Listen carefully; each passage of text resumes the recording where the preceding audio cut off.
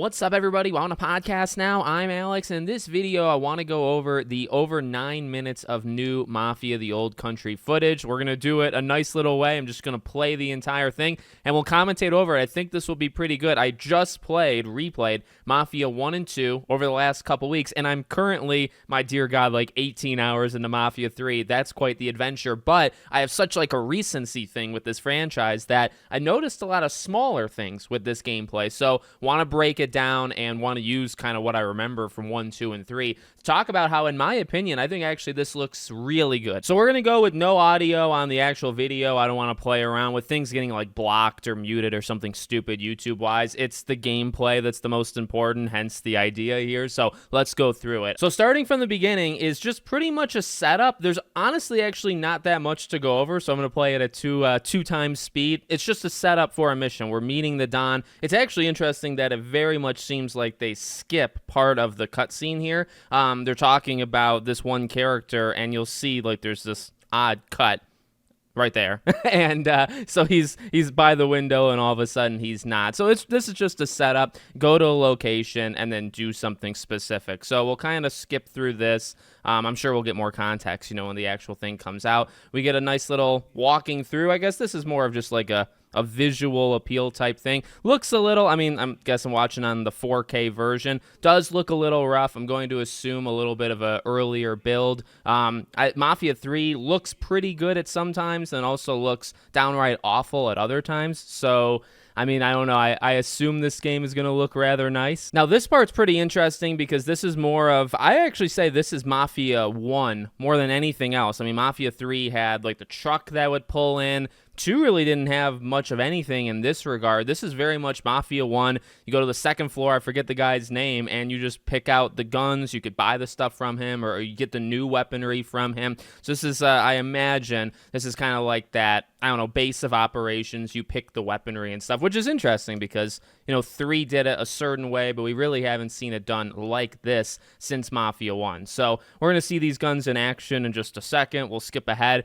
Then you get a nice little driving thing. Now, a couple things to notice here.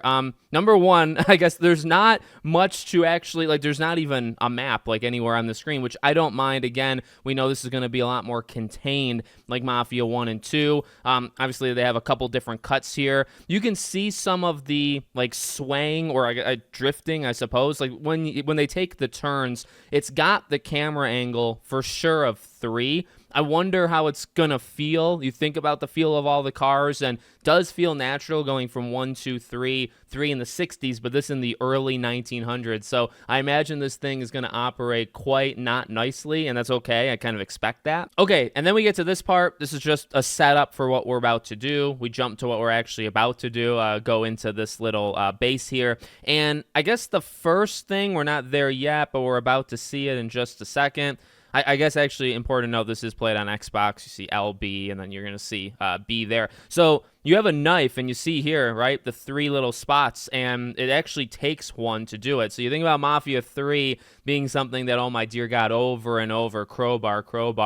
So this is, you have a limited amount that you're going to be able to do in this game, and the knife is multifaceted, right? So he uses it to do this pickpocket thing or opening the door. We're going to see him actually get kind of like counts back on it, which is pretty interesting, but you can also use it for other things. And you see that reticle, we'll see that later on because you can actually throw the knife. So we get the takedown, and then we get, he loses one of the blocks, of the knife. And what we're about to see actually is a lot of the takedowns are exactly the same. Not a huge, Mafia 3 actually had a good amount of, had variety, but generally there's only like a couple different animations for doing it. We'll see how that, ends up working in the end. Then we're going to see a little bit of, I think, gunplay. Again, let's skip a little bit. Actually, we see the coin, so we get a little bit of a distraction. In 3, it was the whistle, right? So now we get a coin. And he's going to use all 4, those bottom left things, coin, the far right one we're about to see, right? In fact, we're going to see it, I think, right now-ish. But you have coin, grenade, health, and then sharpener, I guess, which I think he uses in just a second. Yeah, I think he uses it right here. So you can actually sharpen which I thought was cool. I thought it was unlimited at first and thought, oh, no, that's what that kind of charge is down there. But we still see this. Let's skip ahead just a little bit. And I like that because, you have to kind of use it well. You also, I guess, have to mind like when you are breaking into places, right? It's kind of both of those things. I think we see the throwing. Yeah. Pretty cool. I think Mafia 3 had knife throwing as well. And that loses a charge too, right? So you lose the knife for that moment, and then you also lose the charge. Okay, now I think we get the actual shooting, which is going to be fun. No, we get a grenade first. So this part's a little wacky. You're going to see that guy, like how he... I hope this is not the final build. First guy reacts how you would probably imagine somebody that gets blown up reacts, but second guy not. Now that shot, important to note, it's still going to be Mafia. I don't think he's going to be Enzo as the most well-trained person of all time. This shotgun stuff very much, like I just played 3 last night, looks exactly like it. Feels like, 3 had some weight to it, where when you're like moving left and right, like it takes a little bit to get over. I will actually say this one doesn't look like it has it, but in terms of like just the visuals of that shotgun, looks very, very close, but actually looks easier to handle. I don't know if he's going to like move it quicker. I think he maybe does. But that pistol, you see like the reticle, tightening in. Actually, maybe right here. No. Well, you get the pistol here. What I like about the pistol is it seems like as long as you're somewhat like in that center thing, you're still going to nail your shot, which I didn't feel really in all 3 of the games. You don't get as much. But I mean, I like... they're keeping it. This is the early 1900s. I don't think Enzo is the most well-trained. You're going to have a big reticle. I think the only difference between this and, like, Mafia 1, there was, like, swang. So this is, like, big reticle going into small one, whereas Mafia 1 was also kind of big, but then it also moved around so freaking much that you really had to nail your shot before you were able to do it. I think that's it. Then we get the cutscene at the end here. I think they said this was like episode 4 or 5, so maybe like middle-ish of the game.